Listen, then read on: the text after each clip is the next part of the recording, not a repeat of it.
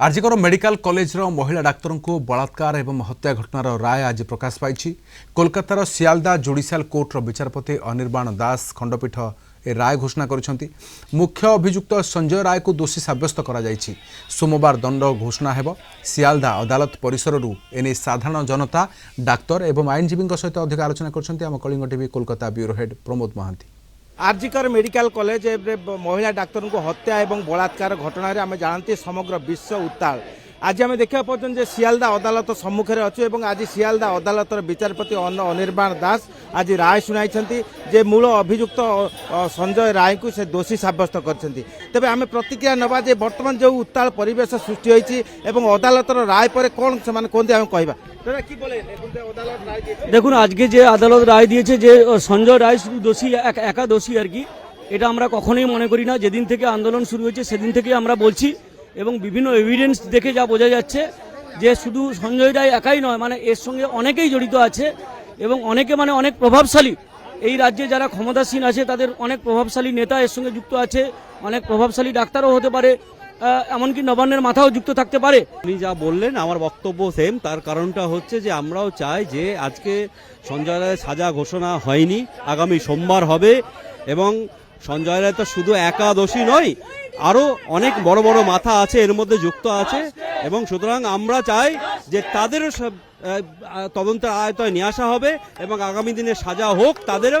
আমরা সেই জন্যই এই রাস্তায় নেমেছি, এই প্রতিবাদে নেমেছি। আমরা প্রতিদিন এরকম অ্যাজিটেশনে থেকে থাকি, আমরা আগামী দিনেও থাকবো, এই অ্যাজিটেশন আমাদের চলবে।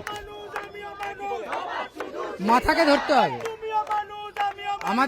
আমাদের একটাই বক্তব্য, মাথাকে ধরতে হবে।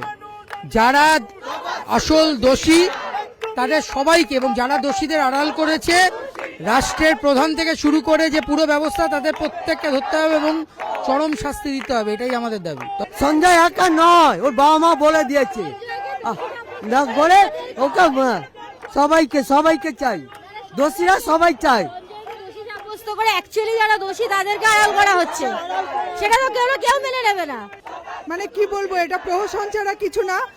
ঠিক আছে, ওকে দোষী সাব্যস্ত করা হয়েছে, ও নিজেও দোষী এবং মানে ও নিজেও অপরাধী, ঠিক আছে, কিন্তু ও একা তো নয়, এর সাথে আরো অনেকজন আছে এবং সেটা আমরা প্রচুর কিছু থেকে প্রমাণ পেয়েছি এবং সিবিআইও সেটা বলেছে অনেকবার সুপ্রিম কোর্টে এবং মানে প্রচুর কিছু থেকে প্রমাণিত হয়েছে যে আরো অনেকজন আছে, যেগুলো অনেকবার ছোট ছোট প্রমাণ পেয়েছি। সুতরাং এটা প্রহসন ছাড়া একা একজনকে দোষী সাব্যস্ত করে, ঠিক আছে, যদি পরে আরো সবাইকে ধরা হয় যে আরো চার্জশিট দেওয়া হয়, কিন্তু জানি না সেটা সম্ভাবনা কতটা, পুরোটাই প্রহসন হবে কিনা।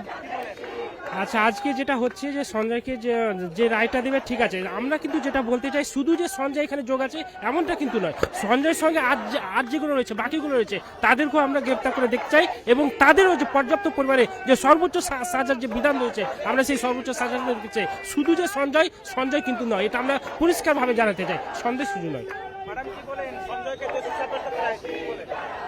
উনি তো কিছু করেননি, করেছেন যারা, তাদের তো কোনোদিনই দোষী সাব্যস্ত করা যাবে না, তা সেটা করার জন্যই আমরা পথে নেমেছি। আমি শুনলে যে প্রত্যেক বক্তব্য সঞ্জয় একা নুহে, একাধিক দোষী সাব্যস্ত অনেক, সে বিভিন্ন ভাবে ঘণ্ট ঘোড়া যাচ্ছে। তেণু বর্তমান পরিস্থিতিতে প্রত্যেকঙ্কর মুখা খোলা উচিত, প্রকৃত দোষী সাব্যস্ত করা উচিত, প্রত্যেক গিরফ করা উচিত, তেবে যাই ন্যায় মিলিব।